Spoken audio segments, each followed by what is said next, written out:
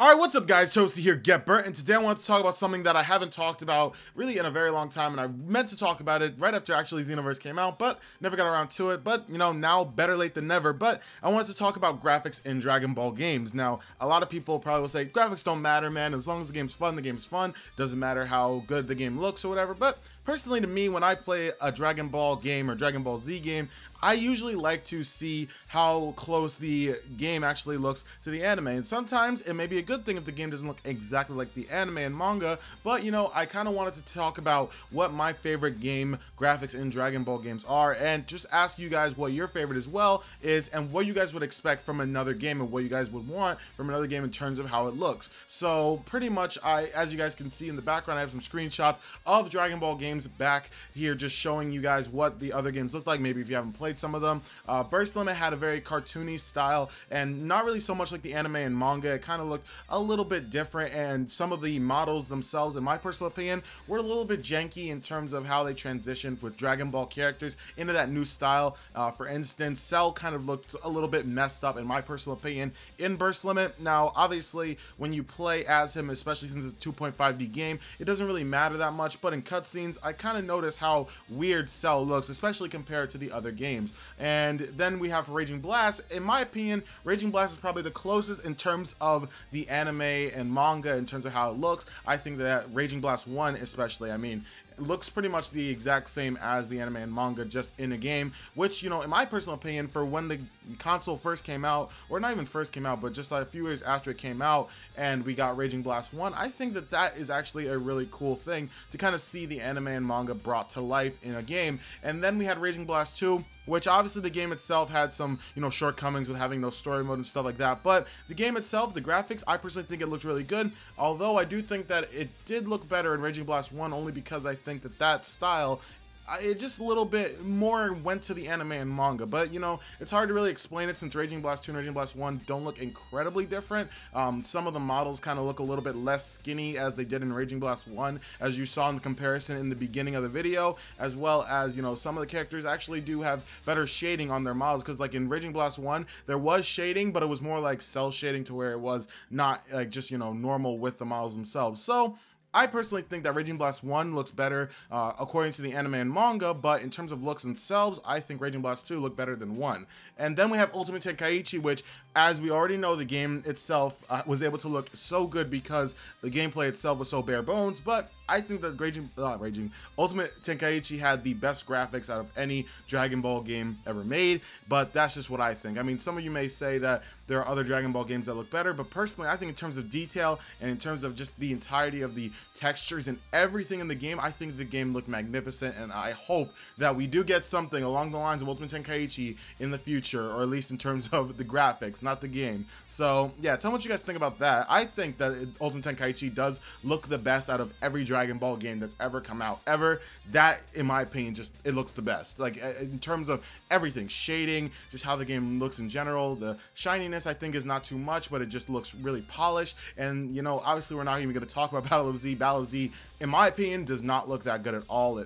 I know some people may like it, but I think that the models just look ugly, dude. It looks like PS2, and that's not even me doing, you know, any sort of, you know, oh yeah, it just looks like PS2. No, I actually think that that looks like PS2, and I really am glad that we are not getting Art Dink to make a Dragon Ball game anytime soon. So yeah, that's what I think about Battle of Z. And then now we have Xenoverse, which is the latest Dragon Ball game besides Super Extreme Butoden, and honestly, I think Xenoverse itself, even though it did change the art style, I think it does still look quite good. I know that there are a lot of people out there who, you know, didn't like Dragon Ball Xenoverse's, you know, way of tackling the art, and I guess I understand that. Since Dimps had gone into the new generation, all that stuff, they kind of have drifted away from trying to do exactly like the art style of the show, because as you guys can, well, at least you would know, besides Battle of Z, and yeah, just besides Battle of Z and Xenoverse and Burst Limit, every game that's on here, or at least that I have mentioned so far, has been made by Spike, who are the dudes who made the Budokai Tenkaichi series on the PS2. And they do kind of try to stick to detail when it comes to making game models and just making the game look like the series in general. And I think that that was something that Spike actually had down pat. I think that if they had Ultimate Tenkaichi, but, you know, with a better fighting system, maybe along the lines of the Budokai Tenkaichi fighting system, like, you know, a lot of people thought it was going to be, I think that it could have been something incredible, and I think that that would have been a really awesome Dragon Ball game, but sadly they decided to try and do something different, and we got Ultimate Tenkaichi. But it still looks amazing in my eyes. But Xenoverse itself, even though it did change the art style, as I said before, I did really like the way it looked. Burst Limit, I still love the way it looks, even though, as I said before, some models look a little bit janky. I still think that Burst Limit itself as a game looked amazing, and you know, I just really love Burst Limit, dude. I love the way it looks. And as I said before, every other one here has its pros besides Battle of Z, at least in my opinion. And I know that a lot of you out there really do like Battle of Z, and I don't mean to really just bash on it only, but personally, in my opinion, the game does not look any types of appealing. I mean, if you guys saw the Frieza picture that was in the beginning of the video as well, Frieza's chest when he was in his 100% form looked just straight like a square. Like, it was just a square. And they did so many things wrong with that game, not only graphically, but just in general with that game. So yeah, that's what I'm really mean. I personally don't like Battle of Z's. I really love pretty much every single other one. I just think that every other one kind of stands out in its own way. But this video was mainly for me to just talk about what I think about Dragon Ball game graphics, as well as to ask you guys what your favorite is. So what do you guys think about Dragon Ball game graphics? Which one would you love the most, and which one do you guys want to see in the next Dragon Ball game?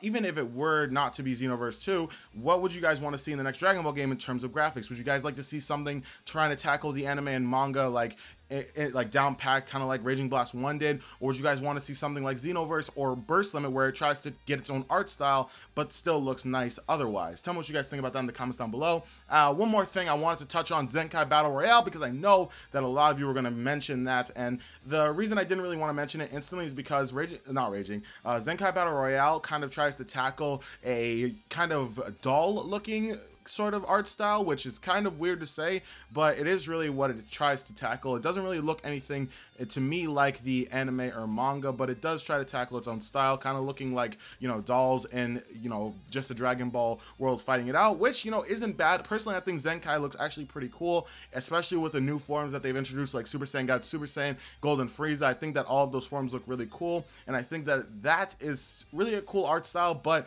not one of my favorites, to be honest, although the game itself does look really fun. So I would like to see what you guys think in the comments down below about Dragon Ball game graphics. If you guys want to see me talk more about just Dragon Ball games in general in the future, then please leave a comment down below telling me what you'd want me to talk about, and I will see you guys in the next Dragon Ball game discussion. If you guys want to see more of this, as I said before, leave a comment, as well as to leave a like on this video, show some support, because, you know, I really do enjoy making these videos, and I will see you guys in the next one. Have a great day, and peace out.